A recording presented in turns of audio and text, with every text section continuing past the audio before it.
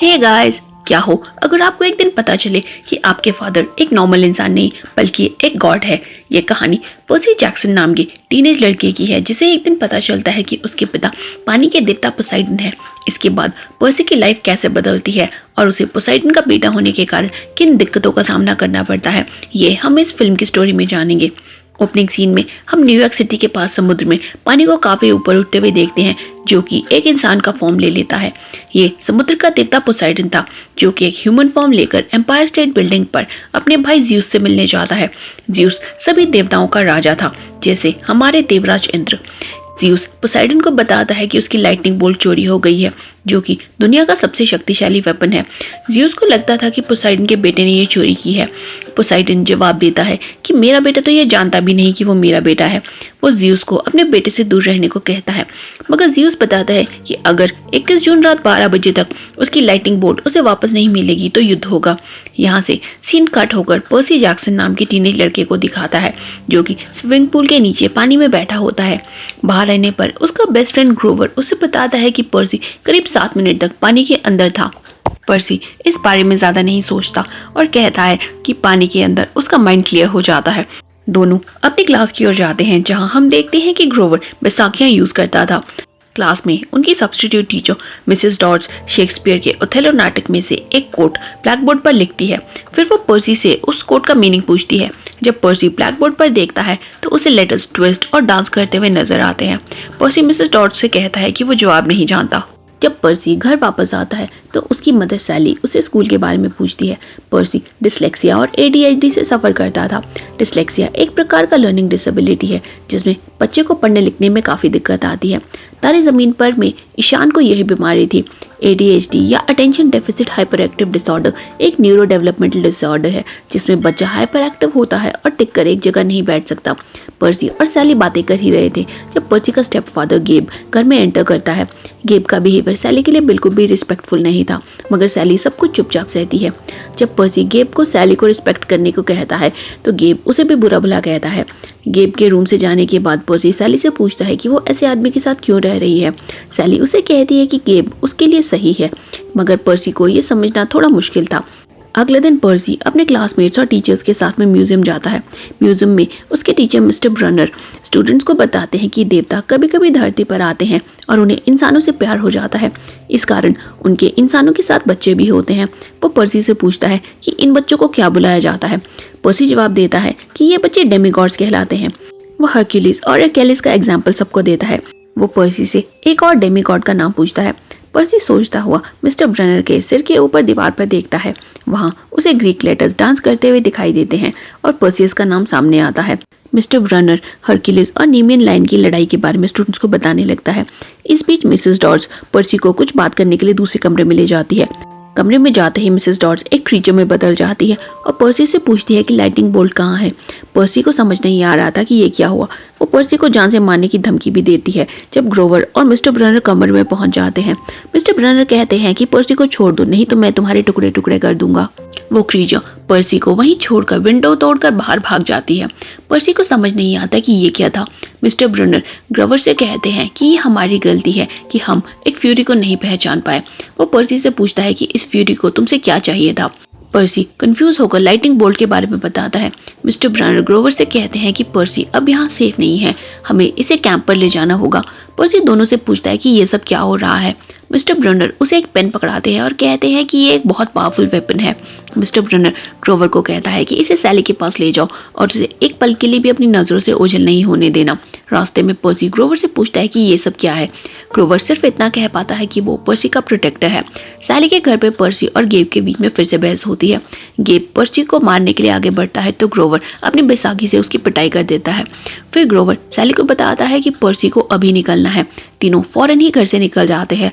रास्ते में सैली उसे बताती है कि ये कैंप उसके जैसे स्पेशल बच्चों के लिए है। वो ये भी बताती है कि उसके पिता पर्सी से बहुत प्यार करते थे, मगर उन्हें पर्सी को छोड़कर जाने के लिए फोर्स किया गया था। तीनों को रास्ते में चलते हुए एक मरी हुई गाय अचानक कहीं से आकर उनकी सड़क के बीचों बीच गिरती है। इस कारण सैली कार पर कंट्रोल खो देती है और कार पलट जाती है। कार में ग्रोवर अपनी जीन्स उतारता है और हम देखते हैं कि उसकी लेग्स ह्यूमंस की नहीं गोट की है। वो अपनी हूफ से गाड़ी के विंडशील्ड को तोड़ देता है ताकि सब लोग कार से बाहर निकल सके। फिर तीनों देखते हैं कि एक मिनटॉर तीनों का पीछा कर रहा है। तीनों एक स्टोन आर्क के पास पहुंचते हैं और ग्रोवर कहता है कि यही उनकी मंजिल है। पर्सी उस पर कैंप हाफ ब्लड लिखा हुआ पड़ता है और वो ग्रोवर के साथ आर्क को पास कर देता है, मगर सैली को एक अदृश्य शक्ति बाहर ही रोक लेती है। वो पर्सी से कहती है कि मैं तुम लोगों के जैसी नहीं हूँ, सो मैं यहीं तक आ सकती हूँ। वो पर्सी को ग्रोवर के साथ कैंप में जाने को कहती है। उसी वक्त वो मिनटॉर आकर सैली को एक हाथ में उठा लेता है। पर्सी अपनी मदर को बचाने के लिए बाहर निकलता है तो ग्रोवर उसे मिस्टर ब्रनर का दिया हुआ पेन निकालने को कहता है। पेन को क्लिक करते ही वो एक सोड में बदल जाता है। इस पर मिनटॉर सैली को स्क्वीज कर देता है जिससे वो डस्ट में बदल जाती है। पर्सी गुस्से में मिनटॉर से भिड़ जाता है। लड़ाई के दौरान मिनटॉर का एक हॉर्न पेट में फंसकर टूट जाता है। पर्सी उस हॉर्न को मिनटॉर की चेस्ट में गाड़ देता है जिससे वो वहीं मर जाता है। पर्सी फेंट होकर ग्रोवर की गोद में गिर जाता है। पर्सी को जब होश आता है तो वो देखता है कि ग्रोवर का गेटअप चेंज हो गया है। ग्रोवर उसे बताता है कि वो 3 दिन से बेहोश है। पर्सी अपनी मदर की मौत पर काफ़ी दुखी था। ग्रोवर उसे कंफर्ट कहते हुए कहता है कि ये सब उसकी गलती है क्योंकि वो पर्सी की फैमिली को नहीं प्रोटेक्ट कर पाया। बाद में ग्रोवर पर्सी को कैंप का टूर करवाता है। वहाँ पर्सी के जैसे डेमिगॉड बच्चे सोर्ड्स, शील्ड्स और बोस के साथ में ट्रेनिंग कर रहे थे। ग्रोवर उसे एक्सप्लेन करता है कि उसको डिस्लेक्सिया की प्रॉब्लम इसलिए थी क्योंकि उसका ब्रेन एंशिएंट ग्रीक को पढ़ने के लिए हार्डवायर्ड है, ना कि इंग्लिश को। उसका ADHD उसके डिवाइन बैटल रिफ्लेक्सेस हैं। कैंप में पर्सी एक सुंदर टीनेज लड़की को देखता है जो अकेले कई स्टूडेंट्स के साथ फाइट कर रही थी। पर्सी ग्रोवर को उसके बारे में पूछता है तो ग्रोवर बताता है कि ये अथीना की बेटी एनाबेथ है। अथीना विजडम की देवी है और एनाबेथ बहुत अच्छी फाइटर है, सो पर्सी को उसका ख्याल अपने मन से निकाल देना चाहिए। ग्रोवर फिर पर्सी को मिस्टर ब्रनर से मिलवाने ले जाता है जो कि असल में एक सेंटोर था। सेंटोर्स का आधा शरीर ह्यूमंस का होता है और आधा हॉर्स का। मिस्टर ब्रनर का असली नाम कायरन था। कायरन पहले पर्सी से अपनी असलियत छुपाने के लिए माफ़ी मांगता है। फिर वो पर्सी के लेक के किनारे बने हुए एक घर में ले जाता है और बताता है कि पर्सी के पिता ने उसके लिए घर बनाया था। वहाँ एक ट्राइडेंट को देखकर पर्सी को रियलाइज होता है कि उसके पिता समुद्र का देवता पोसाइडन है। कायरन उसे समझाता है कि ज़्यूस, पोसाइडन और हेडीज हमारे सबसे बड़े 3 देवता हैं। इन तीनों के ह्यूमंस के साथ बच्चे होना बहुत रेयर है। इस कारण पर्सी एक बहुत पावरफुल डेमीगॉड है। पर्सी ओलंपियन गॉड्स के लिए एक थ्रेट है।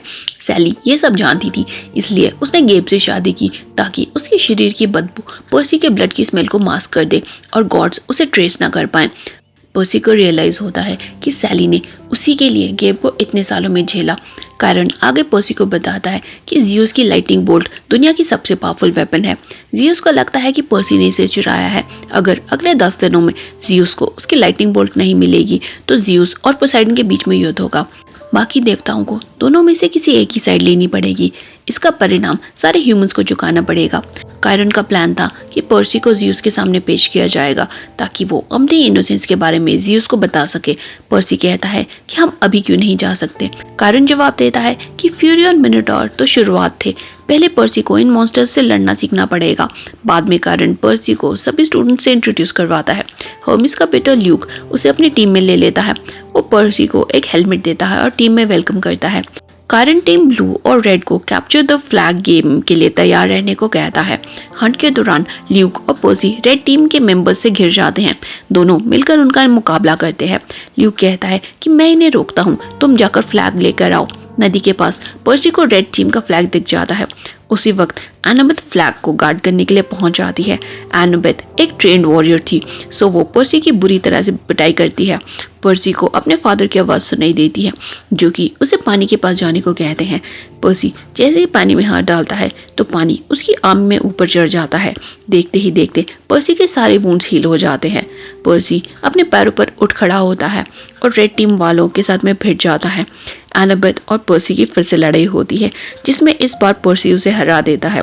सारे ब्लू टीम मेंबर्स पर्सी की इस जीत पर उसके लिए चीयर करते हैं। शाम को डिनर के टाइम एनाबेथ पर्सी को बताती है कि उनके पेरेंट्स लंबे समय से एक दूसरे को नहीं पसंद करते। एनाबेथ कहती है कि मेरे मन में तुम्हारे लिए स्ट्रॉन्ग फीलिंग्स है, अब वो पॉजिटिव है या नेगेटिव ये मुझे भी नहीं पता। इसी बीच बॉनफायर में से हेडिस एक खतरनाक डीमन के रूप में अपीयर होता है। हेडिस पर्सी को बताता है कि सैली जिंदा है और उसकी कैद में है। अगर पर्सी सैली को जिंदा देखना चाहता है तो उसे ज़्यूस की लाइटनिंग बोल्ट हेडिस के हवाले करनी होगी। हेडिस के वैनिश होने के बाद पर्सी चाहता था कि वो अंडरवर्ल्ड जाकर हेडिस को सब सच बता दे कि लाइटनिंग बोल्ट उसके पास नहीं है। कायरन उसे वार्न करता है कि सच जानने के बाद भी हेडिस पर्सी और सैली दोनों को मार देगा। रात में पर्सी कैंप छोड़ने की तैयारी कर रहा था।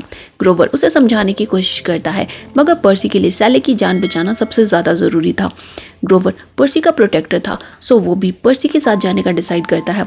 रास्ते में एनाबेथ भी दोनों को ज्वाइन कर लेती है। इतने सालों की ट्रेनिंग के बाद भी उसे असली युद्ध करने का कभी मौका नहीं मिला। साथ ही उसका एक्सपीरियंस भी पर्सी के काम आ सकता था।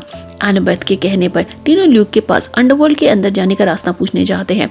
ल्यूक का फादर हर्मीस कई बार अंडरवर्ल्ड में जा चुका था, सो उन्हें उम्मीद थी कि शायद ल्यूक को इसके बारे में कुछ आइडिया हो। ल्यूक उन्हें अपने फादर की कलेक्शन में से फ्लाइंग शूज़ का एक पेयर देता है। इसके बाद वो उन्हें परसेफनी के पर्ल्स ढूंढने के लिए एक मैप देता है। परसेफनी हेडिस की वाइफ से ज़्यादा उसकी प्रिजनर थी, सो उसने अपने कंफर्ट और कंपेनियनशिप के लिए बहुत सारे लवर्स बनाए हुए थे।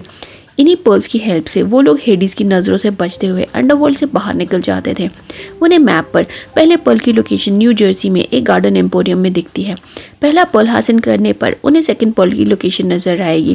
तीनों पर्ल्स ढूंढने के बाद मैप पर उन्हें अंडरवर्ल्ड का सीक्रेट एंट्रेंस रिवील होगा। जाते वक्त ल्यूक पर्सी को अपनी favourite shield as a gift देता है। एम्पोरियम में पहुंचकर तीनों देखते हैं कि वो खाली है। अंदर बहुत सारे स्टोन के स्टैचूज थे, मगर कोई इंसान उन्हें नजर नहीं आता। एनाबेथ को एक फाउंटेन में एंशिएंट ग्रीक गोल्ड कॉइन्स मिलते हैं, जिन्हें वह पर्सी को दे देती है। तीनों स्प्लिट होकर पर्ल्स को ढूंढने का ट्राई करते हैं। एनाबेथ को एक घबराई हुई मिडिल एज की लेडी मिलती है जो उससे मदद मांगती है। ग्रोवर को एक सैटर का स्टैचू दिखाई देता है। पास से देखने पर उसे रियलाइज होता है कि ये उसके अंकल फर्डिनेंड हैं, जिन्हें मेड्यूसा ने मारा था। ग्रोवर एनाबेथ और पर्सी को चिल्लाते हुए बताता है कि वो सब बहुत बड़ी मुसीबत में हैं। पर्सी ये सुनते ही अपनी तलवार निकाल लेता है। एनाबेथ का सामना सबसे पहले मेड्यूसा से होता है। एनाबेथ की मदर एथेना ने सालों पहले मेड्यूसा को श्राप दिया था, जिसके कारण उसके बाल सांपों में बदल गए थे और जो भी उसकी आंखों में देखता पत्थर में बदल जाता। मेड्यूसा सिडक्टिवली दोनों को अपनी आंखों में देखने को कहती है।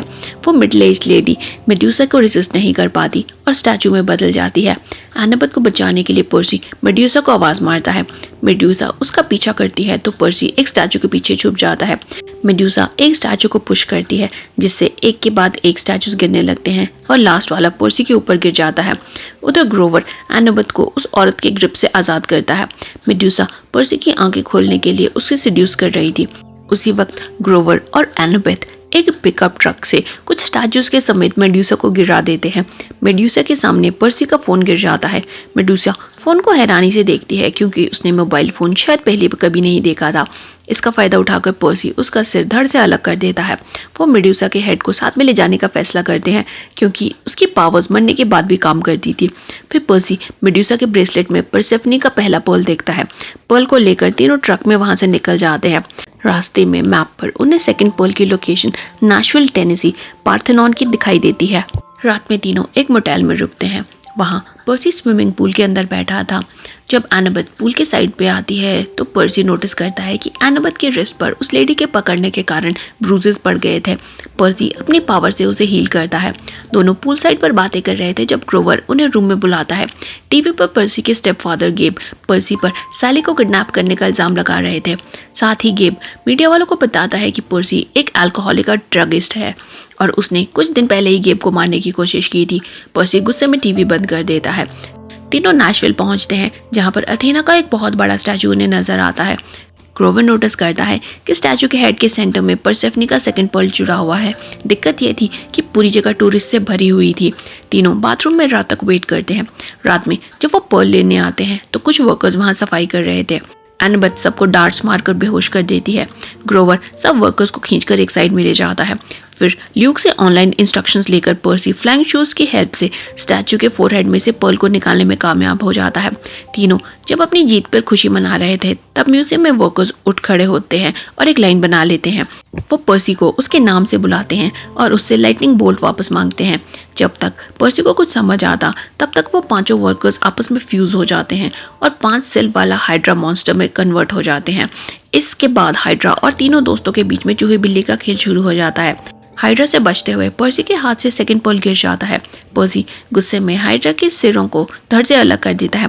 पर्सी और ग्रोवर खुशी से झूमने लगते हैं, मगर एनाबेथ कहती है कि पर्सी ने ये सही नहीं किया, क्योंकि हाइड्रा का एक सिर काटने पर उसकी जगह 2 सिर ग्रो हो जाते हैं। हाइड्रा अब 5 की जगह 10 सिर के साथ उन पर हमला कर देता है। पर्सी जान बचाने के लिए फायर होज के होल्डिंग टैंक से पानी को कंट्रोल करके अपने और हाइड्रा के बीच में पानी की दीवार बना देता है। इस दीवार की मदद से पर्सी पर्ल को हासिल करने में कामयाब होता है। हाइड्रा को हराने का ग्रोवर को एक जबरदस्त आइडिया आता है। वो पर्सी के बैग से मेड्यूसा के सिर को निकालकर उसकी आंखें हाइड्रा की ओर खोल देता है। पूरा हाइड्रा मॉन्स्टर स्टोन के स्टैचू में बदल जाता है। फिर तीनों एक रेस्टोरेंट में मैप पे तीसरे पर्ल की लोकेशन देखते हैं, जो कि लास वेगास के लोटस होटल और कैसीनो की थी। होटल पहुंचते ही कुछ वेट्रेसेस उन्हें घेर कर होटल की signature dish lotus flower cookies खाने को देती हैं। तीनों को कुकीज बहुत ही पसंद आती हैं। कुकीज खाने के बाद 1 मिनट के अंदर ही तीनों ये भूल जाते हैं कि वो कैसीनो में किस मकसद से आए थे। वो गैम्बलिंग, डांसिंग, पार्टिंग टाइप की एक्टिविटीज में टाइम पास करने लगते हैं। कुछ समय के बाद पर्सी को अपने फादर की आवाज़ सुनाई देती है, जो कि उसे कुकीज़ खाने से इनकार कर देता है। वो कहता है कि इन कुकीज़ से उसकी सेंसेस डल हो रही हैं, ताकि वो कैसीनो का प्रिजनर बनकर वहीं रहे। पर्सी कैसीनो में इधर उधर घूमने लगता है और एक लड़के को 1971 की मूवी द फ्रेंच कनेक्शन की थीम वाली मशीन पर पिनबॉल खेलते देखता है। उसे बात करके पर्सी को समझ आता है कि ये लड़का 1971 से यहीं ट्रैप्ड है। वेट्रेसेस उसे कुकीज़ खिलाने की काफ़ी कोशिश करती है, मगर वो मना कर देता है। फिर उसे रूलेट टेबल पर रूलेट बॉल की जगह तीसरा पर्ल दिखाई देता है। इस वक्त तक वो अपनी सेंसेस में वापस आ गया था। होटल स्टाफ को भी रियलाइज हो गया था कि अब पर्सी जाग गया है। पर्सी एनाबेथ और ग्रोवर को भी लोटस कुकीज की सच्चाई बताता है। सिक्योरिटी गार्ड्स को अपने ओर आते हुए देखकर दोनों अपने ट्रांस स्टेट से बाहर निकलते हैं। पर्सी रूलर टेबल से पर्ल उठाता है और तीनों डिस्प्ले पर लगी कार्ड में वहां से भाग निकलते हैं। रास्ते में वो लोग एक डिस्प्ले पर डेट देखते हैं तो उन्हें रियलाइज होता है कि डेट जून 15 नहीं 20 जून हो गई है। मतलब वो लोग 5 दिन से होटल में ही थे। मैप पर उन्हें अंडरवर्ल्ड के एंट्रेंस की लोकेशन अब डिस्प्ले हो जाती है। वहां पहुंचकर उन्हें हेडिस का फेरीमैन मिलता है, जो मरने के बाद सोल्स को अंडरवर्ल्ड में ले जाता था। फेरीमैन उन्हें ले जाने से मना कर देता है, क्योंकि वो सिर्फ मरे हुए लोगों की सोल्स को हेडिस के पास ले जाता था। ग्रोवर उसे पैसे देने की कोशिश करता है, तो वो उन पैसों को उसके हाथ में ही जलाकर राख बना देता है। इससे पर्सी को बैग में रखे हुए ग्रीक कॉइन्स की याद आती है, जिन्हें वो फेरीमैन को देता है, तो वो उन्हें साथ में ले जाने के लिए राजी हो जाता है। तीनों स्टिक्स रिवर से होते हुए हेडिस के पैलेस तक पहुंचते हैं। पैलेस में एंटर करते ही 3 हेल हाउंड्स उन पर अटैक कर देते हैं, मगर सही समय पर परसेफनी अगर उन्हें भगा देती है। फिर वो तीनों को अपने हस्बैंड हेडिस के पास ले जाती है। हेडिस बताता है कि उसे जियस का लाइटनिंग बोल्ट इसलिए चाहिए ताकि उसकी मदद से वो अपने भाइयों को हराकर अंडरवर्ल्ड से निकल सके। अगर जियस और पोसाइडन युद्ध में एक दूसरे को मार देंगे तो हेडिस ओलंपस पर राज कर सकेगा। पर्सी उसे समझाने की कोशिश करता है कि उसके पास जियस का लाइटनिंग बोल्ट नहीं है, मगर हेडिस को लगता है कि वो झूठ बोल रहा है। हेडिस सैली को कैद से आज़ाद कर देता है, तो पर्सी अपनी शील्ड को ज़मीन पर फेंक कर उसे गले लगा लेता है। हेडिस की नज़र जब पर्सी की शील्ड पर पड़ती है तो वो नोटिस करता है कि शील्ड के अंदर लाइटनिंग बोल्ट छुपाई गई है। हेडिस लाइटनिंग बोल्ट को उठाकर परसेफनी को ऑर्डर देता है कि उन चारों को डैम्ड सोल्स को फीड करवा दे। फायरप्लेस के ऊपर की ग्रिल्स हट जाती हैं और डैम्ड बर्निंग सोल्स उन्हें अपनी ओर खींचने लगती हैं। हेडिस के हेलहाउंड्स भी चारों को अंदर धकेलने लगते हैं। हेडिस की खुशी का ठिकाना नहीं था, क्योंकि फाइनली वो सारे गॉड्स पर राज करने वाला था। परसेफनी उसे किस करती है और लाइटनिंग बोल्ट उसके हाथ से छीन लेती है। फिर वो हेडिस पर इसका इस्तेमाल करके उसे बेहोश कर देती है। हेलहाउंड्स को भगाने के बाद वो फर्नेस के गेट को भी बंद कर देती है। परसेफनी कहती है कि चिंता मत करो, इसे कुछ भी याद नहीं रहेगा। वो पर्सी को लाइटिंग बोल्ट देती है और चौरों को वहां से जाने के लिए कहती है। यहाँ एक समस्या आ जाती है, क्योंकि पर्ल्स 3 थे और ट्रैवल करने वाले लोग 4, सो 4 में से एक को अंडरवर्ल्ड में ही रुकना पड़ना था। ग्रोवर पर्सी से कहता है कि वो पर्सी का प्रोटेक्टर है और वो यहाँ रुककर अपना फर्ज निभाएगा। पर्सी, एनाबेथ और सैली तीनों पर्ल्स की हेल्प से एम्पायर स्टेट की बिल्डिंग पर पहुंच जाते हैं, जहाँ पर ओलंपस का एंट्रेंस था। उसी वक्त ल्यूक पर्सी को रोकने के लिए पहुंच जाता है। पर्सी ल्यूक से पूछता है कि उसने ये सब क्यों किया। ल्यूक चाहता था कि पर्सी हेडिस तक लाइटिंग बोल्ट को पहुंच जाए। ऐसा इसलिए क्योंकि वो सारे गॉड्स को आपस में लड़वाना चाहता था। जब गॉड्स नहीं रहेंगे तो डेमी गॉड्स ओलंपस पर राज कर सकेंगे। पर्सी और ल्यूक की जबरदस्त लड़ाई होती है। एंड में पर्सी पास के वाटर टैंक्स को बर्स्ट करके सारे पानी को कंट्रोल कर लेता है। फिर वो पानी से एक ट्राइडेंट बनाकर ल्यूक को उसकी मदद से दूर नदी में फेंक देता है। पर्सी लाइटनिंग बोल्ट को लेकर सैली और एनाबेथ के पास पहुंचता है। सैली उन्हें मेन गेट से अंदर भेजती है, मगर खुद इंसान होने के कारण वो अंदर नहीं जा पाती। हॉल में बहुत सारे गॉड्स आपस में आर्ग्यू कर रहे थे। मिडनाइट से जस्ट पहले पर्सी और एनाबेथ लाइटनिंग बोल्ट को लेकर सारे गॉड्स के सामने खड़े हो जाते हैं। पर्सी ज़्यूस को उसकी लाइटनिंग बोल्ट लौटाता है। पर्सी ज़्यूस को ल्यूक के सारे गॉड्स के आपस में लड़वाने के प्लान के बारे में बताता है। ज़्यूस पीस डिक्लेयर करता है। अथीना अपनी बेटी एनाबेथ को देखकर स्माइल करती है। पर्सी ज़्यूस को ग्रोवर को अंडरवर्ल्ड से बाहर निकालने के लिए भी गुजारिश करता है। ज़्यूस पर्सी के रिक्वेस्ट को एक्सेप्ट कर लेता है। जाने से पहले पोसाइडन ज़्यूस से परमिशन लेता है कि वो एक बार अपने बेटे से बात करना चाहता है। पर्सी पोसाइडन से बात नहीं करना चाहता था, मगर पोसाइडन उसे बताता है कि उसने जानबूझकर सैली और पर्सी को नहीं छोड़ा था। पर्सी के जन्म के 7 महीने तक वो उन दोनों के साथ में रहता था। इससे पोसाइडन धीरे धीरे अपनी गॉडली रिस्पॉन्सिबिलिटीज भूलकर ह्यूमंस के जैसा हो रहा था। इस कारण उसने जजमेंट पास की कि सारे गॉड्स को अपने ह्यूमन बच्चों से मिलने से रोक दिया जाएगा। पोसाइडन कहता है कि पर्सी भले ही दोबारा उसे नहीं देख पाएगा, मगर वो हमेशा उसके साथ में रहेगा, उसके दिल में, उसके ख्यालों में और उसके ड्रीम्स में। पर्सी अपने पिता को माफ़ कर देता है और दोनों हाथ मिलाते हैं। सैली पर्सी को लेकर कैंप पे वापस पहुंचती है। सैली जानती थी कि वो अपने बेटे को बहुत मिस करेगी, मगर यही उसकी सही जगह थी। सैली जाते वक्त पर्सी को बताती है कि वो गेब को घर से निकाल रही है क्योंकि अब उसे उसकी ज़रूरत नहीं है। कैंप पर पहुंचकर उसे ग्रोवर मिलता है, जो उसे खुशी खुशी बताता है कि अब वो सीनियर प्रोटेक्टर बन गया है। कायरन भी खुश था कि पर्सी ने अपने दिल की बात सुनी और इसी कारण आज सब लोग जिंदा हैं। बाद में पर्सी एनाबेथ से मिलने जाता है। दोनों एक दूसरे को देखकर मुस्कुराते हैं और फिर अपनी ट्रेनिंग को कंटिन्यू करते हैं। फिर मिड क्रेडिट सीन में हम सैली और गेब को देखते हैं। सैली उसे अपना सारा सामान साथ में ले जाने को कहती है। गेब बियर ढूंढता हुआ फ्रिज के पास पहुंचता है, जिस पर बड़ा सा ताला लगा हुआ था। पर्सी ने फ्रिज पर एक नोट चिपकाया था कि फ्रिज को किसी भी कंडीशन में नहीं खोलना है। गेब गुस्से में ताला तोड़कर जब अंदर देखता है तो फ्रिज में मेड्यूसा का हेड रखा हुआ था। गेब ऑफ कैमरा स्टोन में बदल जाता है और पर्सी गेब से अपनी मदर की बेइज्जती का बदला ले लेता है। यहाँ पर यह मूवी एंड हो जाती है। मूवी का second part Percy Jackson and the sea of monsters आप तरुण के चैनल स्पेल आउट पर देख सकते हैं। वीडियो का लिंक डिस्क्रिप्शन में दिया हुआ है, डू चेक इट आउट। आज के लिए इतना ही, मिलते हैं अगली वीडियो में। तब तक stay safe and stay healthy. Good bye.